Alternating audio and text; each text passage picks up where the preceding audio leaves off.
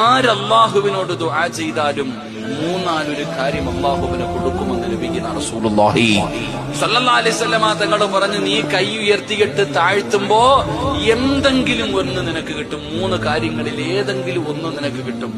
നബി സല്ലല്ലാഹു അലൈഹി വസല്ലമ തങ്ങൾ പറഞ്ഞു, ഒന്ന്, നീ ദുആ ചെയ്ത കാര്യം തന്നെ അല്ലാഹു തരും. ചിലപ്പോ നീ ചോദിക്കുന്നത് തന്നെ അല്ലാഹു തരാം. നീ എന്താണോ ചോദിച്ചത് അത് തന്നെ റബ്ബ് തരും. അല്ലെങ്കിൽ രണ്ട്, നബി സല്ലല്ലാഹു അലൈഹി വസല്ലമ തങ്ങൾ പറഞ്ഞു, ആ ദുആ നാളെ പരലോകത്തിലേക്ക് അല്ലാഹു മാറ്റിവെക്കും.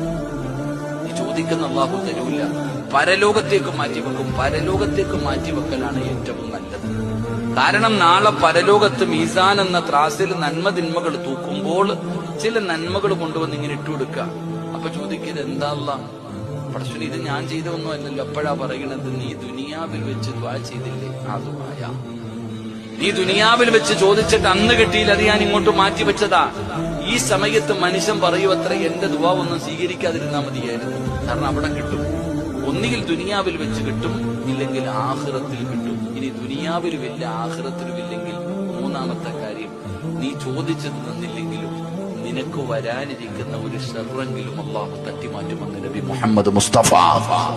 അപ്പൊ കൈ പൊക്കിയിട്ടുണ്ടോ, എന്തെങ്കിലും ഒന്നും തന്നിരിക്കും. അതാ അല്ലാഹു അങ്ങനെ മാന്യന നീട്ടി വരുന്നവനെ നീയേ കയറ്റടയ്ക്കത്തുള്ളൂ.